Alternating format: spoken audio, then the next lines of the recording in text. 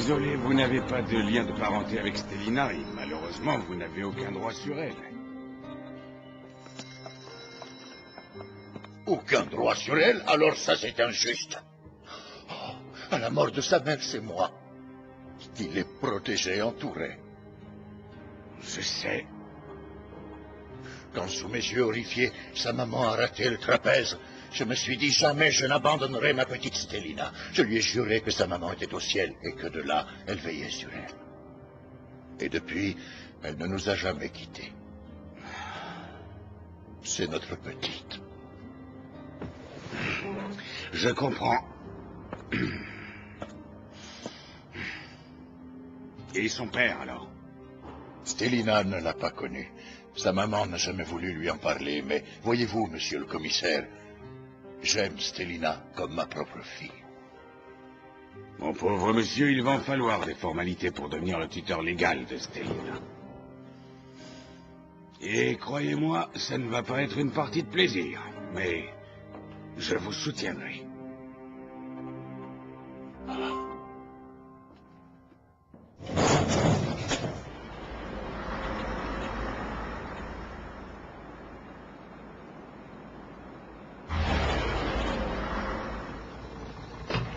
On est arrivé, Stélina, et s'il te plaît, ne te donne pas en spectacle. Tu m'as bien comprise?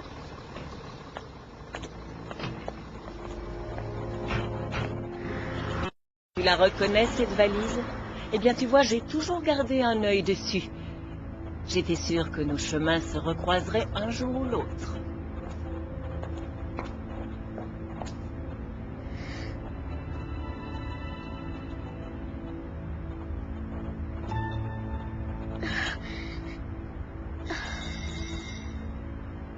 Tu as intérêt à bien te tenir.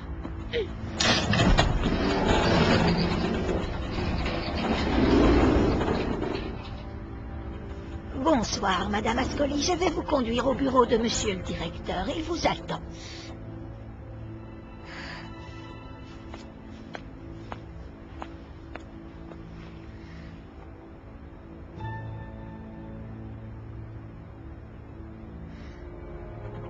Allez, allez, secoue-toi un peu.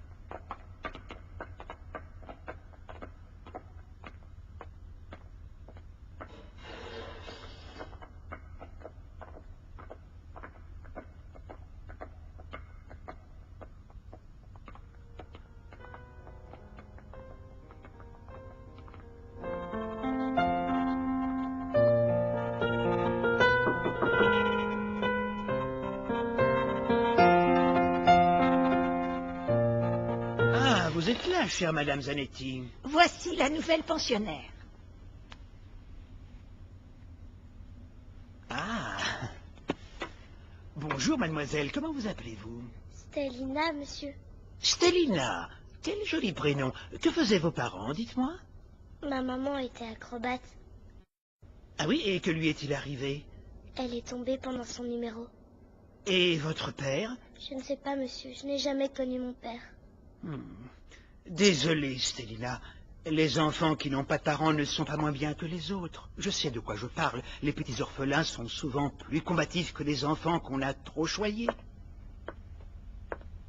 Tes petites camarades rêvent toutes de trouver une famille, des parents qui les aiment, mais ça ne règle pas tous les problèmes. Il faut aussi une excellente éducation scolaire, apprendre à vivre en acceptant les règles.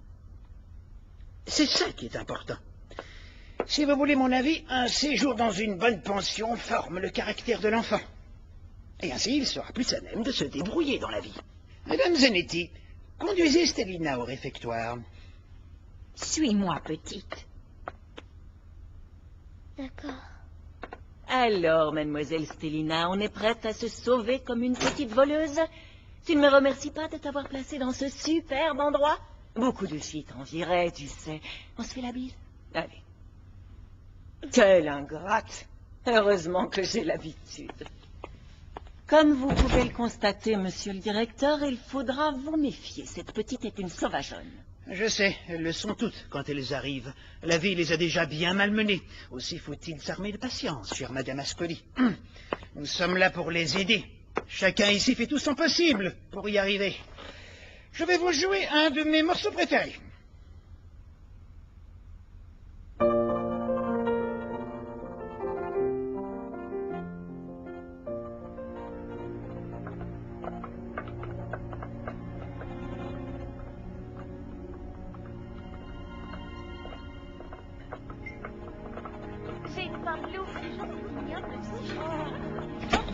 Silence, mesdemoiselles, on mange en silence. Et celle-là. T'as vu à quoi elle ressemble? Son manteau, elle l'a trouvé dans une poubelle, cette clocharde. Et ça bouge en pleine roule.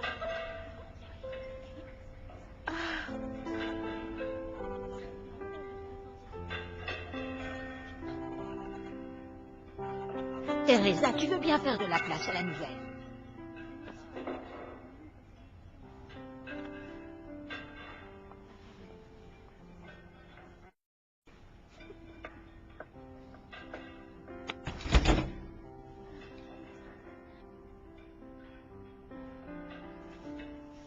Ça va pas la tête, toi? Je voulais toucher tes cheveux. C'est pas grave, je te pardonne. Au fait, je m'appelle Stélina. Et toi, c'est quoi ton nom? T. Alors, c'est thé ou c'est café? Mais si tu veux le savoir, la pleurnicheuse qui bégaye là, elle s'appelle Teresa. On ne parle pas la bouche pleine. Quand on parle... Quand on parle, on a mal de l'air, on a mal au ventre. Très bien. Si je surprends l'une d'entre vous à parler au lieu de mâcher, je l'envoie immédiatement chez monsieur le directeur. Et toi, arrête de pleurer. Si jamais Madame Rossini te voit comme ça, t'es bonne pour la douche glacée. Bien. Je suis mademoiselle Mazzoni, surveillante en chef des repas et aussi des dortoirs. Serre-la, Sonia. Tu vas voir ta tronche quand elle va goûter la soupe.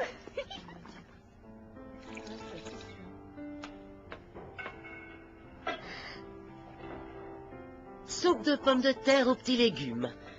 Et pas de gaspillage. Tu finis ton assiette. Tu viens d'où, toi? T'oses me parler? T'as pas peur d'être punie? Bon, pas par mademoiselle Mazzoni. Elle met jamais ses menaces à exécution. C'est pas comme la Rossini. Exact, Sonia. Regardez qui est là. Debout, la nouvelle. Ton nom. Je m'appelle Stélina. Ah, c'est trop drôle. Stélina, petite étoile. Je n'ai jamais entendu un nom aussi ridicule. Il te vient d'où, ce nom? Alors, tu réponds oui? Mon nom n'est pas ridicule, madame Rossini. Écoutez-la, c'est qu'elle répond, hein, les filles. Oui, madame. Quelle impertinence. Nous ne voulons pas d'une mal élevée ici. Petite étoile, je te conseille de faire attention. Je sens que toi et moi, nous n'allons pas vraiment nous entendre. Celles qui ont fini leur assiette ont le droit de parler. Elle a pas froid aux yeux. Je trouve que la nouvelle, elle dépasse les bords. Quelle toupette. Elle va sûrement se retrouver au cabinet noir.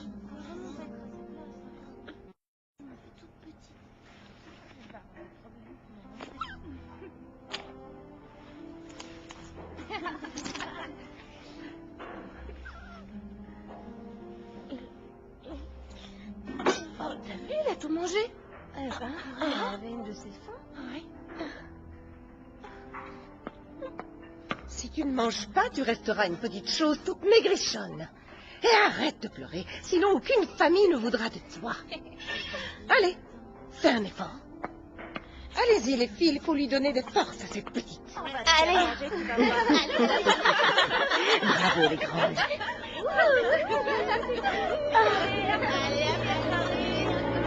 Oh, laissez-la tranquille. Vous n'avez pas le droit. Qu'est-ce que tu as dit? Je ne suis pas sûre d'avoir bien entendu.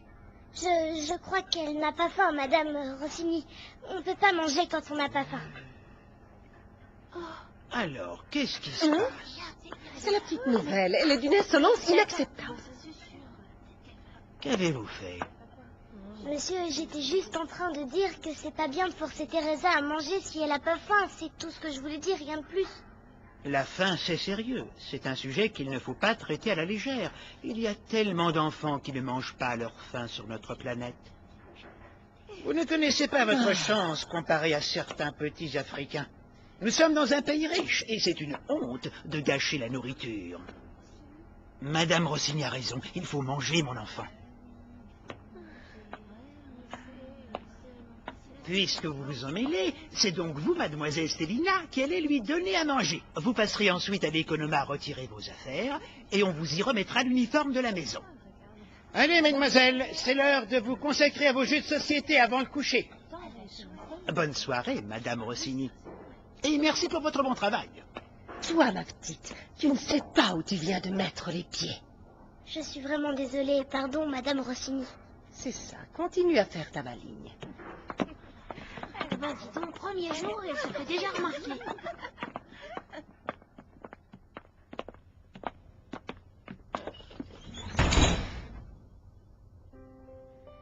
Tu n'as vraiment pas faim, Teresa? Non, pas du tout. Pourquoi? Je suis trop malheureuse, voilà. Tu sais, quand on est malheureuse, il faut essayer de penser à des choses gaies, à des choses rigolotes. Toi aussi, tu voudrais être loin d'ici, hein? Oui, je voudrais tellement pas partir. Ouais, je te comprends. Madame Rossini, elle est trop mauvaise. Mais on ne va pas se laisser faire. Dans mon cirque, eh ben, même les lions, ils me faisaient pas peur. Alors c'est pas cette chouette à talons aiguilles qui va m'impressionner. Bon, puisque tu n'as pas faim, je connais quelqu'un qui va finir ta soupe. Il n'a rien mangé depuis ce matin et son estomac crie famine. Qui ça? Attention, tu me promets que tu ne vas pas crier, d'accord?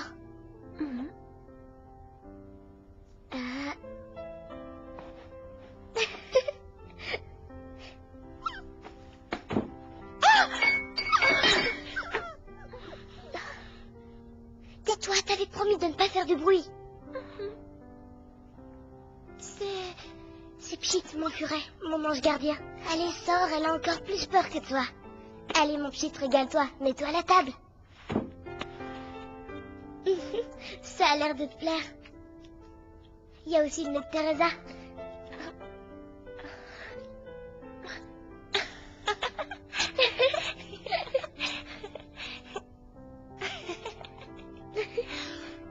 Mais tu peux pas le garder. Ils vont te le prendre. Si Rossini le trouve, elle va être folle. Jamais je les laisserai prendre mon Pchit. Eddie, tu m'en laisses? Je peux en avoir? T'en penses quoi, Pchit? On lui en donne un peu? À toi. C'est bon?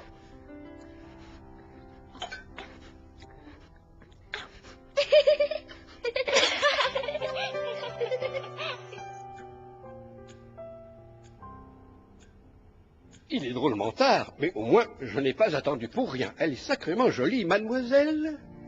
Stélina. C'est charmant. Bienvenue à Sainte-Victoire. Alfredo Buenavista pour vous servir, princesse des étoiles. Oh.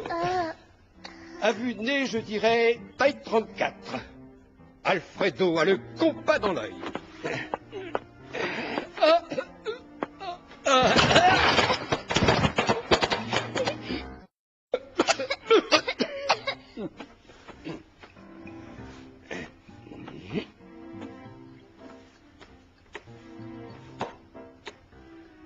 Tenez, Alfredo ne se trompe jamais. Ah, si vous aviez 10 ans de plus et moi 50 ans de moins, je vous inviterais à danser dans un palais.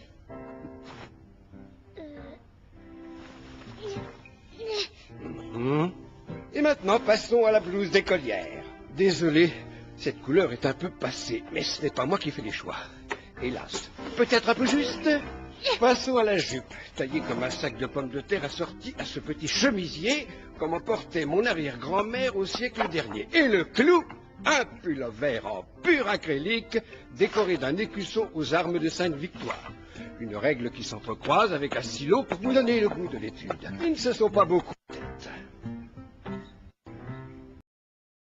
Et maintenant, princesse, la cerise sur le gâteau, la robe de chambre molletonnée et la chemise de nuit réglementaire pour faire des cauchemars. Allez, encore un petit effort.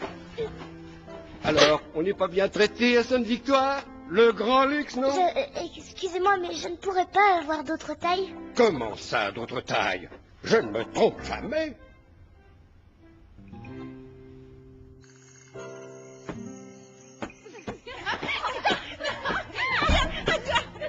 Oh! Vous allez vous calmer?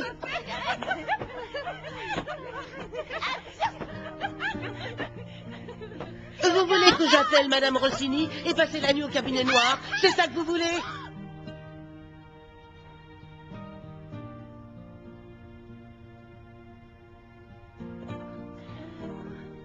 Tu vois ces deux chippies? Eh bien, je compte sur toi pour ne pas te conduire comme elle. Elle va se faire bien voir par Mazzoni, la nouvelle. Elle en fait une tête, elle va vite s'habituer.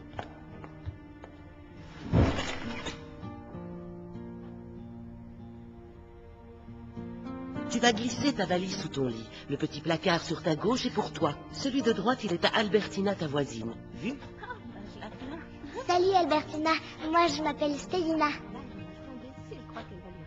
Voilà, tu es chez toi. Je te rappelle le règlement. Interdiction formelle d'apporter de la nourriture dans le dortoir. Sinon, elle sera confisquée et la coupable sera mise au cabinet noir. Mais pire encore qu'apporter de la nourriture dans le dortoir, c'est d'y amener des animaux. Une de nos pensionnaires avait introduit un cochon d'Inde. Je m'abstiendrai de raconter comment il a fini. Quoi? Tu veux ma photo?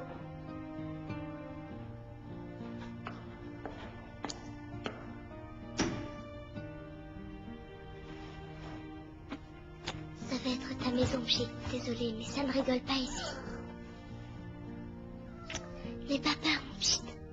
Alors, ça te plaît ici? Et toi? Je m'y fais. Un de ces jours, une famille va m'adopter. L'avantage, c'est qu'on ne permet pas aux pauvres d'adopter. Donc, je serai chez les riches. Moi, j'ai pas besoin d'être adoptée. J'ai déjà une famille. Ah oui? Alors dis-moi pourquoi tu te retrouves ici?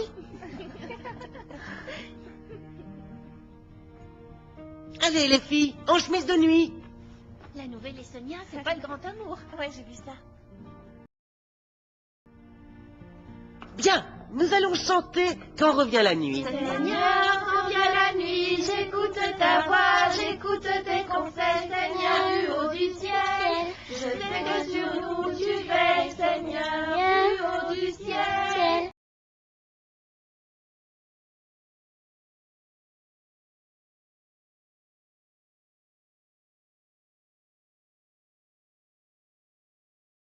Maman, ne m'abandonne pas. Ne me laisse pas dans cette prison. Je suis trop malheureuse. Je veux retourner au cirque avec tous ceux qui m'aiment. Il me manque tellement. Nikos, Tataglio, Macaroni, Dolores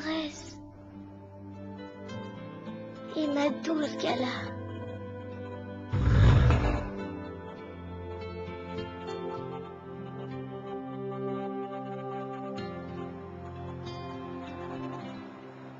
Debout! Debout, paresseuse. Il est 6h30. Plus vite! Alors, cette première nuit à Sainte-Victoire, Célina? Ça va? Pourquoi ne pas lui apporter son petit déjeuner au lit pendant que vous y êtes? Et à pas de grâce!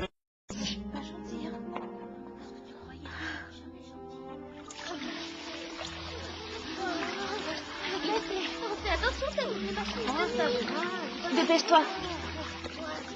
Si tu ne te dépêches pas, il n'y aura plus d'eau pour te rincer.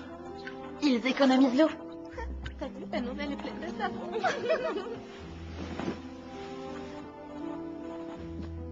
Inspection.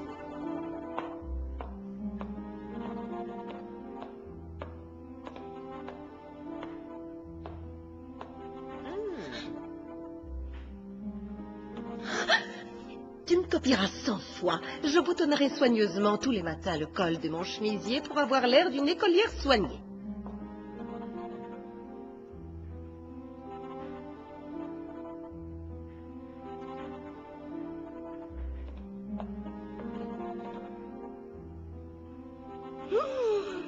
Mais qu'est-ce que je vois? Des plis! Intolérable. Quelle honte! Où sommes-nous ici? Dis-moi! Dans une des roulottes de ton cirque, peut-être? Punition générale! Vous êtes toutes privées de visite aux familles adoptives pendant tout le mois! Ça vous apprendra à laisser faire une souillon! C'est la faute à cette gitane. Ouais, elle est venue fiche la pagaille. Faut qu'on lui donne une bonne leçon. Ouais, t'as raison. Ouais.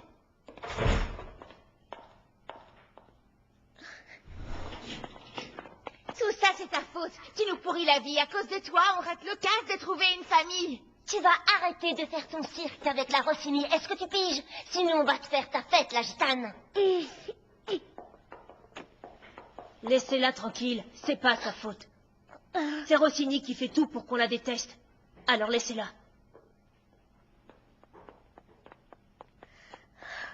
Je vois, tu t'es trouvé une nounou. Tu veux répéter ce que tu viens de dire? C'est chouette ce que tu viens me dire, Albertina. De toute façon, je peux pas la sentir, cette Sonia. C'est rien qu'une vipère. Je peux te demander un truc? Si tu y tiens, demande toujours. Qu'est-ce que c'est ces visites aux familles adoptives? Une fois par semaine, il y a des filles qui vont passer une journée dans une famille qui pourrait les adopter. Genre, premier contact, voir si ça colle. Alors, à cause de moi, tu vas pas pouvoir y aller, c'est horrible. T'en connais beaucoup, toi?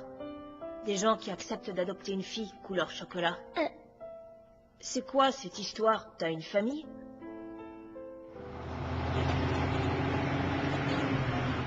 Vite, plus vite, Nicole, toi arrive en retard chez le juge.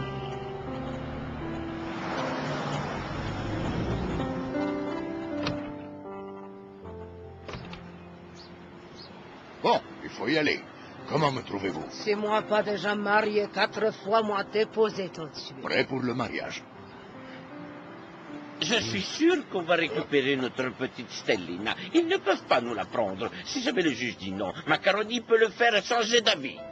Merci les amis, mais c'est mieux si j'y vais tout seul.